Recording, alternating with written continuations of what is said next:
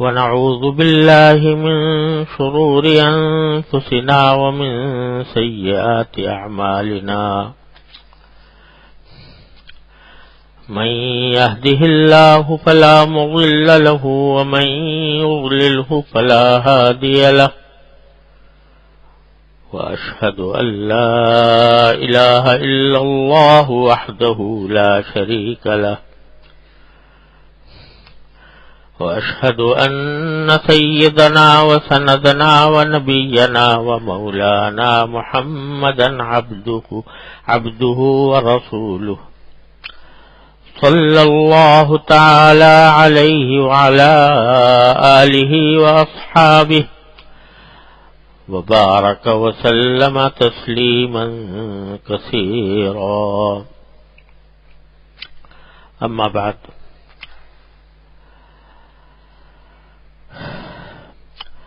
حضرت حکیم الامت مولانا اشرف علی صاحب تھانوی رحمۃ اللہ علیہ نے ارشاد فرمایا کہ میں مسلمانوں کی خدمت کو طاعت اور سعادت سمجھتا ہوں بشرطے کہ کوئی مانع شرعی نہ ہو۔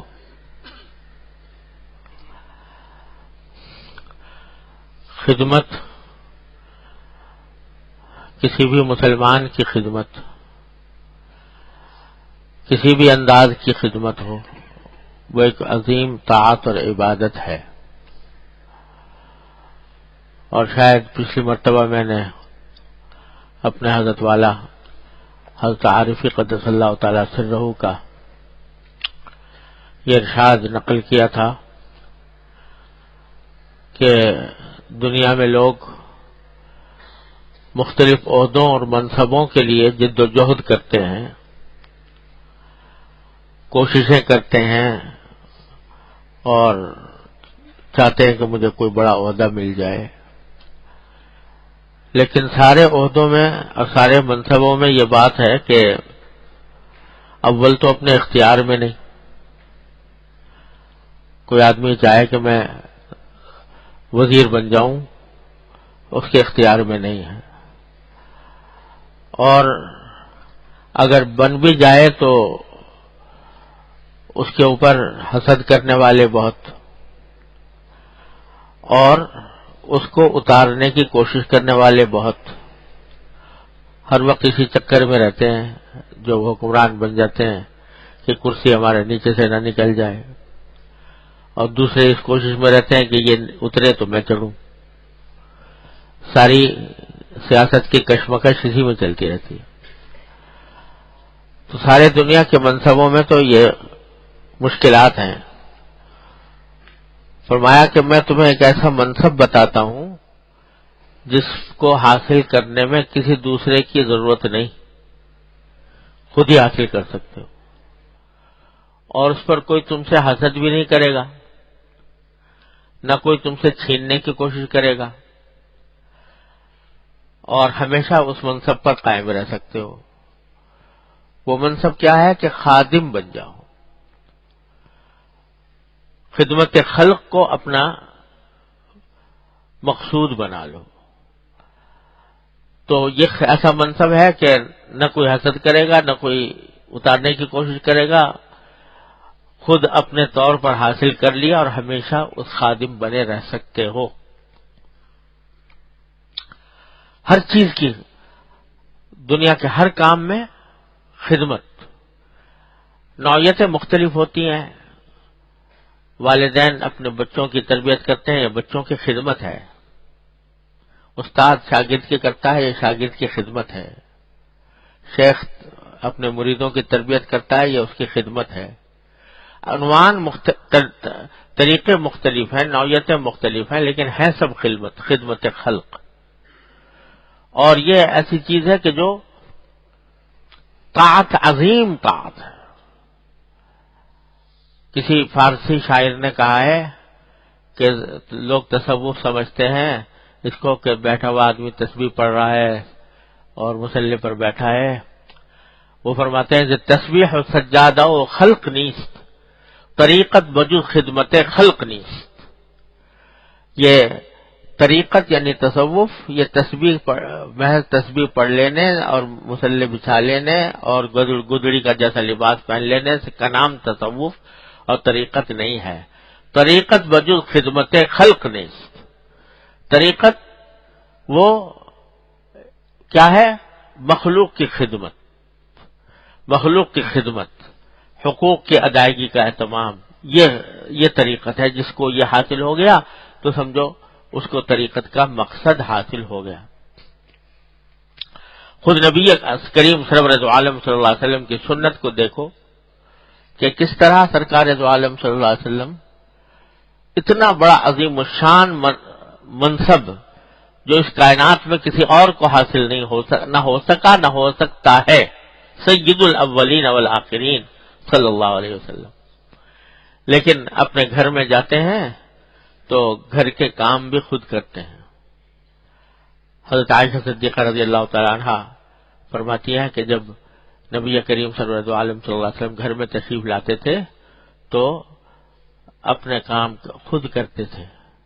کان یفلی راسہ ویحلب شاتہ ویخدم نفسہ، کہ اپنے سر کی صفائی بھی خود کروا لیتے تھے اور اپنی بکری کا دودھ بھی خود نکال لیتے تھے اور اپنی جسم کی خدمت بھی خود فرماتے تھے۔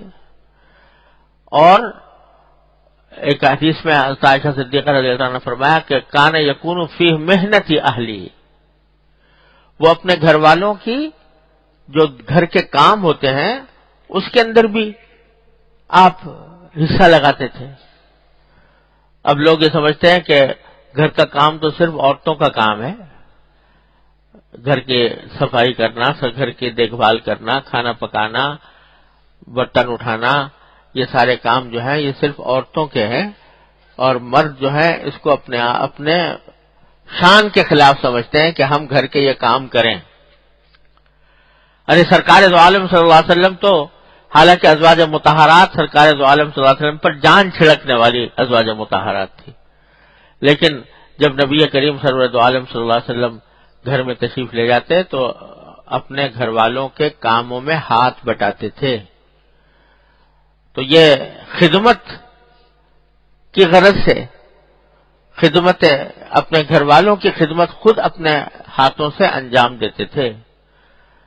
تو اگر آدمی یہ بات نبی کریم سرور دو عالم صلی اللہ علیہ وسلم کی سنت کے مطابق سنت کی اتباع میں کرے کہ گھر کا کام بھی خود کرے، اور یہ تو ہمارے عرف میں ایک بات بن گئی ہے کہ بھئی گھر کا سارے کام جو ہیں وہ عورتوں ہی کے ذمہ ہیں، مرد کو کوئی حصہ لگانے کی ضرورت نہیں ہے۔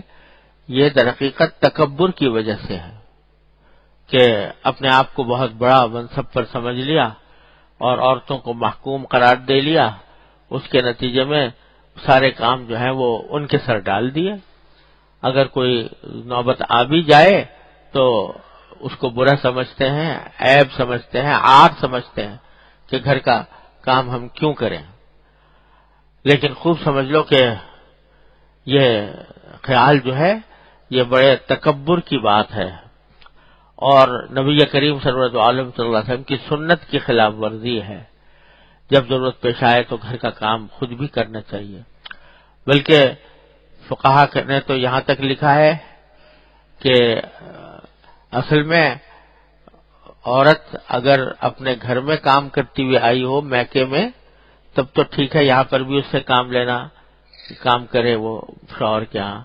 لیکن اگر فرض کرو کوئی عورت ہے جو اس کو عادت نہیں ہے کام کرنے کی گھر میں، تو گھر کا کھانا پکانا، روٹی پکانا یہ اس کی ذمہ داری نہیں ہے، بلکہ شوہر کے ذمہ واجب ہے کہ وہ اس کو پکا پکایا کھانا لا کر دے۔ یہ یہاں تک لکھا ہے فقہاء کرام نے کہ اس واسطے کہ اس کی ذمہ داری نہیں ہے، اس کا فریضہ نہیں ہے کہ ضرور یہ کام کرے، لیکن دیانتاً اور اخلاقاً کرتی ہیں عورتیں، اور کرنا بھی چاہیے کیونکہ یہ بھی سنت ہے۔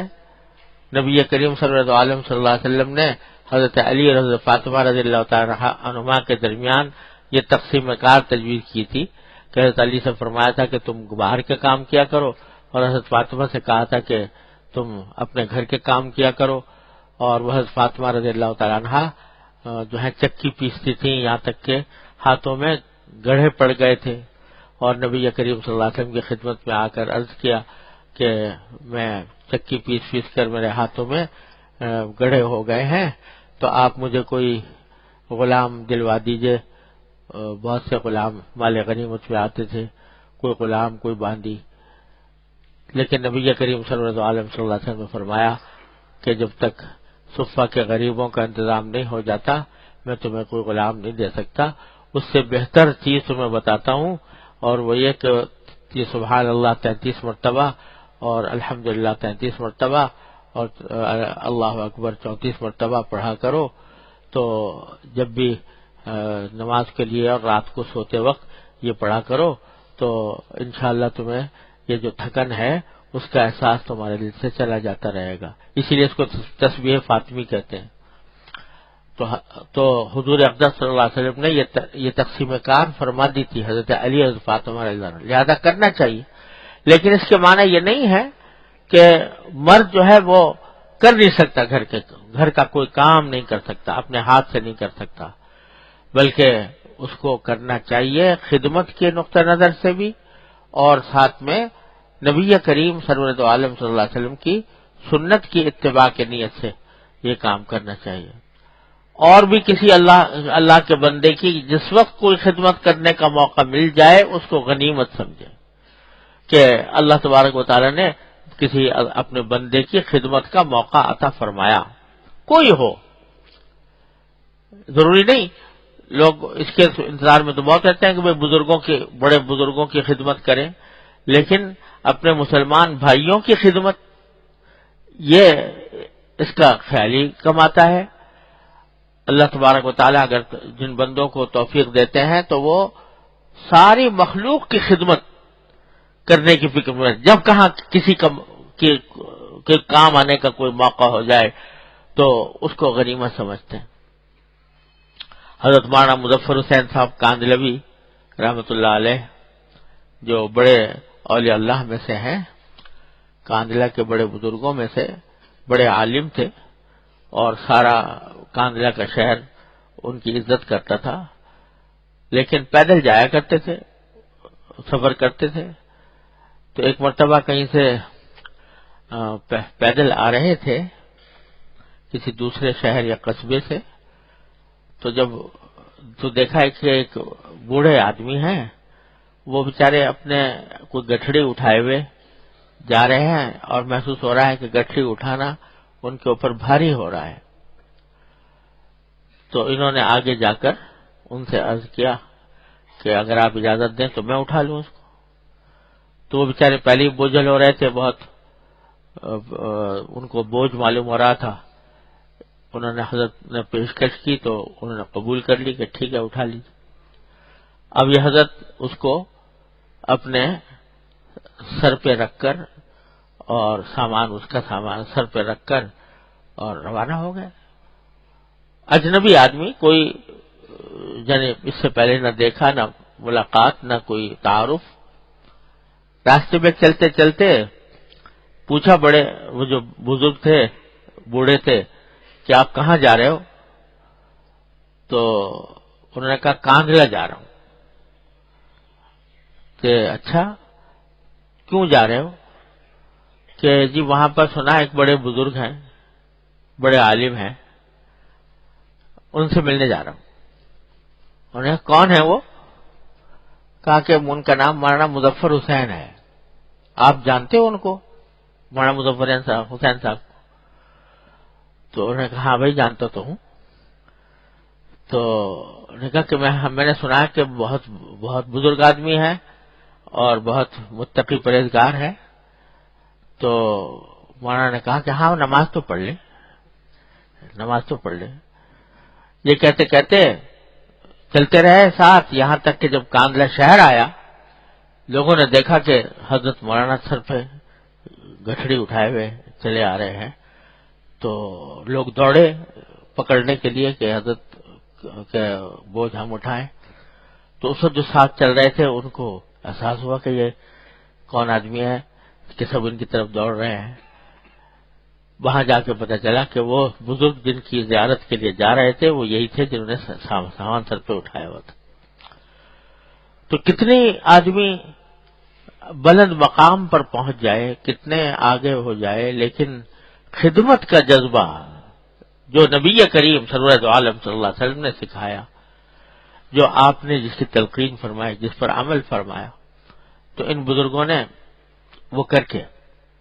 میں نے اپنے والد ماجد قدس اللہ تعالی سرہ سے پتہ نہیں کتنی مرتبہ یہ بات سنی کہ حضرت مولانا مفتی عزیز الرحمان صاحب رحمۃ اللہ علیہ، جو دارالعلوم دیوبند کے مفتی اعظم تھے، حضرت والد صاحب رحمۃ اللہ علیہ کے استاد تھے، ان کا فتاویٰ دارالعلوم دیوبند اب بھی 10 جلدیں شاید 10 سے بھی زیادہ ہو گئی ہیں، مگر پورے فتاویٰ چھپے نہیں. ساری دنیا سے فتویٰ ان کے پاس آتا تھا اور فتوے لکھتے تھے. اتنے بڑے مفتی اعظم اور حدیث کے استاد دارالعلوم دیوبند کے. تو وہ ان کا معمول میں نے حضرت والد ماجد رحمۃ اللہ علیہ سے بارہا سنا کہ جب وہ اپنے گھر سے دارالعلوم دیوبند جاتے تھے دارالعلوم کے کام کے لیے، تو قریب میں کچھ بیواؤں کے گھر پڑتے تھے، قریب میں کچھ بیوائیں رہتی تھی. تو جانے سے پہلے ان بیواؤں کے گھر جاتے اور ان سے پوچھتے کہ بی بی تمہیں اگر کچھ سودا سلف منگوانا ہو تو مجھے بتا دو، میں وہ سودا لے آؤں آپ کے واسطے. وہ بیوائیں جو تھیں وہ حضرت کو بتا دیتی کہ یہ اتنی ہمیں دال چاہیے، اتنا سبزی چاہیے، فلاں چیز چاہیے. چنانچہ حضرت پہلے بازار جاتے اور جا کر سودا ان بیواؤں کے گھر میں پہنچاتے، پھر اپنے مدرسے جاتے تھے. اور یہ بھی میں نے حضرت والد رحمۃ اللہ علیہ سنا کہ بعض اوقات ایسا ہوتا تھا کہ اب کئی کا سودا لے کر بازار سے خریدا، لا کر پہنچایا، تو وہ بیوی جس کو پہنچایا تھا وہ کہتی کہ مولوی صاحب میں نے تو فلاں چیز منگوائی تھی، آپ فلاں چیز لے آئے، یا میں نے فلاں اتنی منگوائی تھی آپ زیادہ لے آئے یا کم لے آئے. تو حضرت فرماتے اچھا بی بی غلطی ہو گئی مجھ سے، تو میں ابھی دوبارہ جاتا ہوں اور جا کر تمہارا جو تمہیں چاہیے وہ لا کر دے دیتا ہوں. پھر جاتے اور دوبارہ لا کر اس کو پہنچاتے. یہ معمول تھا، روز کا. مدرسہ جانے سے پہلے آس پاس کی بیواؤں کا کہ یہ خدمت انجام دے کر پھر گھر جایا کرتے تھے. تو اتنا بڑا عالم ہے، مفتی اعظم ہے، محدث ہے، اتنا بڑا استاد ہے، ساری دنیا تعظیم کرتی ہے، لیکن اس خدمت کو اپنا ایک شعار بنایا ہوا ہے. کیوں؟ اس لیے کہ تسبیح و سجادہ و دلق نیس طریقت وجود خدمت خلق نیس. خود میرے والد ماجد رحمۃ اللہ علیہ کا واقعہ، حضرت والد صاحب رحمۃ اللہ علیہ کی جن لوگوں نے زیارت کی ہے تو انہوں نے دیکھا ہوگا، انہوں نے پتا ہوگا کہ حضرت جسمانی اعتبار سے نحیف الجثہ تھے، یعنی کمزور جسم تھا، اور بظاہر کوئی مضبوط جیسے قوی لوگ ہوتے ہیں، قوی ہیکل ایسے نہیں تھے، نحیف الجثہ تھے. تو ایک مرتبہ حضرت جب بھی موقع ملتا تھا دیوبند سے فراغت کا تو تھانہ بھون چلے جاتے تھے اپنے شیخ حضرت حکیم الامت تھانوی رحمۃ اللہ علیہ کی خدمت میں. تو اس زمانے میں دیوبند سے تھانہ بھون جانے کے لیے 2 گاڑیاں ریلیں بدلنی پڑتی تھی. پہلے سہارنپور جائے، سہارنپور سے دوسری ریل ملتی تھی جو تھانہ بھون لے جاتی تھی. تو ریل وہ بعض ایسی بھی ہوتی تھی کہ رات کو بے وقت پہنچاتی تھی، رات گئے کسی وقت. تو ایک مرتبہ حضرت والد صاحب رحمۃ اللہ علیہ تشریف لے گئے تھانہ بھون، اور وہاں پر ریل نے پہنچایا، رات گئے عشاء کے بعد کافی. اب تو عشاء کے بعد 12-1 بجے تک بھی شہروں میں پتہ نہیں ہوتا کہ رات آئی، لیکن اس زمانے میں تو اور گاؤں کوٹوں میں یہ ہوتا ہے کہ عشاء کے بعد تو سناٹا چھا جاتا ہے. تو جا کر اترے تو ساری طرف اندھیرا سناٹا. اسٹیشن جو چھوٹا سا اسٹیشن تھا تھانہ بھون کا، اس کے اوپر کوئی آدمی نہ آدمزاد. اسی کے ساتھ حضرت والد صاحب رحمۃ اللہ کے ساتھ ایک خاندان وہ بھی ریل سے اترا، اور وہ حضرت حکیم الامت قدس اللہ تعالیٰ سرہ کی خدمت و صحبت کے لیے آنا چاہ رہے تھے، زیارت کے لیے. تو وہ بھی اترا. اب وہ جو صاحب تھے جو اہل و عیال والے تھے، اور ان کے ساتھ سامان تھا، بکسے تھے، تو انہوں نے آواز لگانی شروع کی، قلی قلی قلی. قلی کو پکار رہے تھے کہ کوئی قلی ملے تو وہ سامان اٹھا کر لے جائے. مگر وہ بیچارے دیکھا تو کہیں کوئی قلی کا پتہ نہیں تھا. وہ اسٹیشن ایسے چھوٹا سا اسٹیشن تھا، اس کے اوپر گاڑیاں بھی کم آتی تھیں، اور رات کا وقت تھا، اندھیرا تھا، کوئی قلی نظر نہیں ملتی. حضرت والد صاحب سن رہے تھے کہ یہ قلی کی تلاش میں ہیں، تو اور پریشان ہے بیچارے، کیونکہ ان کے ساتھ بھی بچے بھی ہیں، سامان بھی ہے. تو جب تھوڑی دیر تک کوئی قلی نہ آیا تو حضرت والد صاحب رحمۃ اللہ علیہ نے اپنا جو امامہ ہے وہ اتارا، اور اس کو اس طرح بنایا جیسے قلی لوگوں کے سر پر وہ ہوتی ہے پگڑی، اس طرح بنا کر ان سے کہا جی فرمائیے کیا بات ہے. کہا یہ سامان اٹھاؤ. تو حضرت والد صاحب نے وہ سامان ان کا اٹھایا سر کے اوپر اپنے، اور سر پر اٹھا کر پھر پوچھا کہاں جانا ہے. کہا کہ وہ خانقاہ میں، تھانہ بھون کی خانقاہ میں جانا.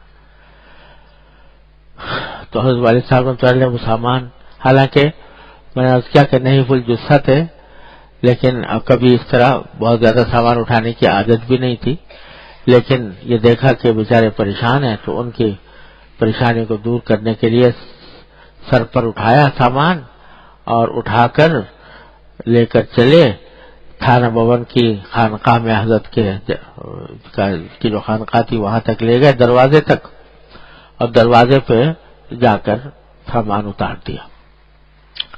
اب وہ سامان دیکھنے کی فکر میں لگے، اور والد صاحب چپکے سے دوسری طرف اپنی جگہ جا کے پہنچ گئے.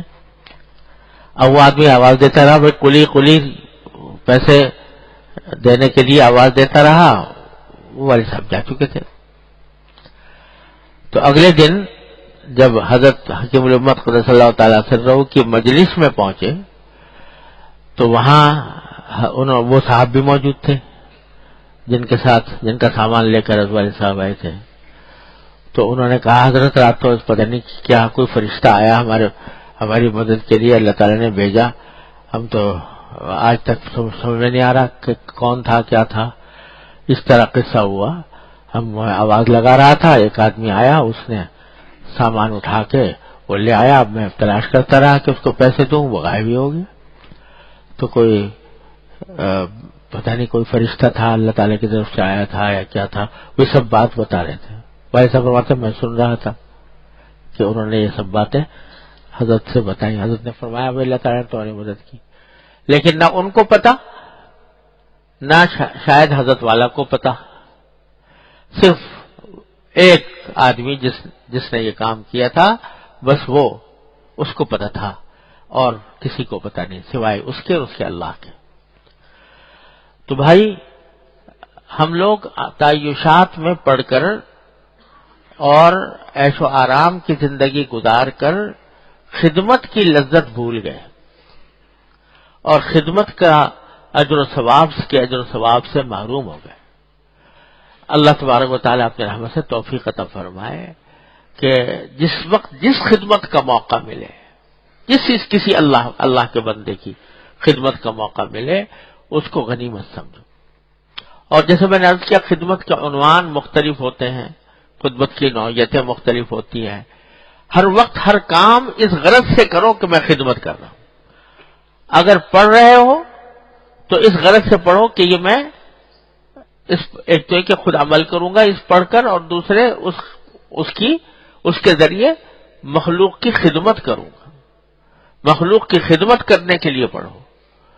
کوئی ڈاکٹری پڑھ رہا ہے تو اس لیے پڑھے کہ مخلوق کی خدمت کروں گا. کوئی انجینئرنگ پڑھ رہا ہے تو اس لیے پڑھے کہ میں مخلوق کی خدمت کروں. کوئی علم دین حاصل کر رہا ہے تو اس غرض سے پڑھے کہ اس سے مخلوق کی خدمت کروں گا.